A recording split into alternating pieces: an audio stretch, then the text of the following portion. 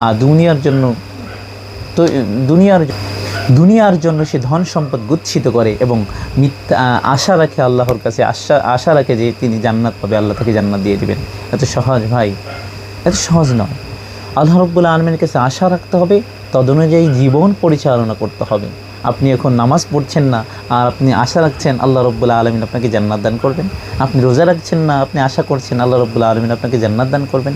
আপনি হালাল হারাম মেনে জীবন পরিচালনা করছেন না, আপনি মনে করছেন আল্লাহ রাব্বুল আলামিন আপনাকে সফলতা দান করবেন।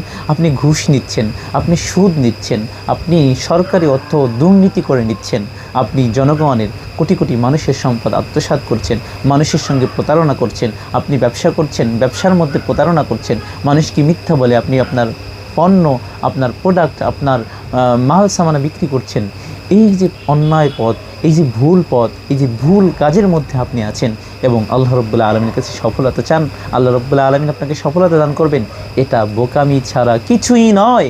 প্রকৃতপক্ষে সফল হচ্ছে ওই ব্যক্তি যে আখিরাতের জন্য নিজেকে প্রস্তুত রাখতে পেরেছে।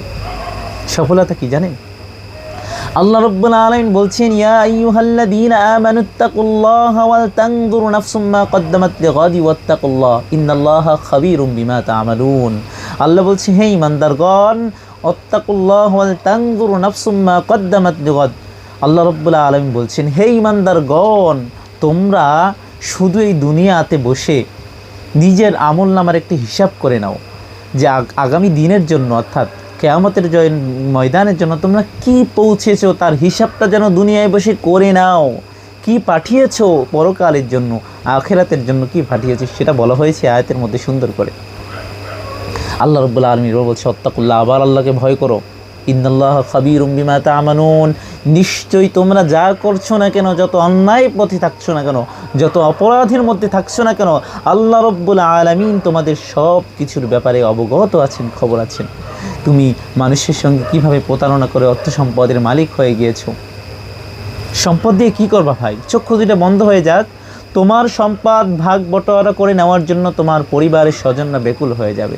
এমনও ঘটনা ঘটেছে বাংলাদেশে, আমি দেখেছি, পিতা মারা গিয়েছে, 2 দিন হয়ে গিয়েছে, পিতাকে দাফন করার সময় পাইনি, সম্পদ ভাগ বটোয়ারা করতে পারেনি বলে। এত সম্পদ গুছিয়েছো, সন্তানদের জন্য সম্পদ রেখে গিয়েছো, তোমার দাফনটাও ঠিক মতো দিচ্ছে না। তুমি এই সম্পদ কিসের জন্য গুচ্ছিত করছো, কিসের জন্য জমা করছো, কার জন্য, কার সন্তুষ্টির জন্য?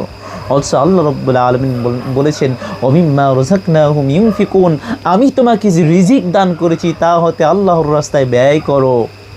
কে বলেছেন? আল্লাহ বলেছেন। এই সূরাতুল হাশরের